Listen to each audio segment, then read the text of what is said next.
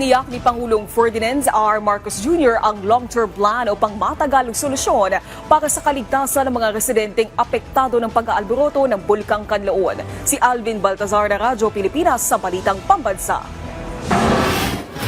Magpapatupad ang pamahalaan ng long-term plan upang matiyak ang kaligtasan ng mga residenteng apektado ng pagputok ng Bulkang Kanlaon sa Negros Island. Itong pinahayag ni Pangulong Ferdinand R. Marcos Jr. kasunod ng ipinatawag na pulong sa Malacanang kasama ang bumubuo sa National Task Force on Kanlaon.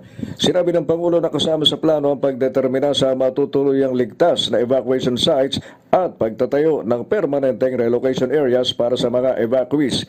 Sinabi ng Chief Executive na nais niyang matiyak na malayo sa danger zone ng mga residente habang gusto din ng Presidente na magtayo ng malalaking evacuation centers. Kaugnay nito ay binigyan diin ng Pangulo na mahalagang maging maganda ang koordinasyon ukol dito sa lokal na pamahalaan.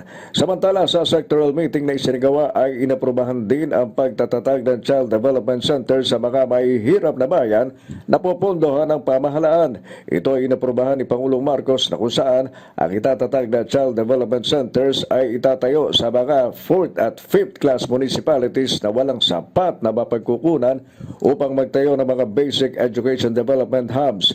700 million pesos ang kanilang pondo sa susunod na 3 taon upang mabigyan ng access ang mga mahihirap na barangay sa mga inisyatiba para sa maagang pagunlad ng mga bata. Ang 700 milyong pisong pondo ay idadaan sa Local Government Support Fund. Para sa Balitang Pambansa, Alvin Baltazar ng Radyo Pilipinas.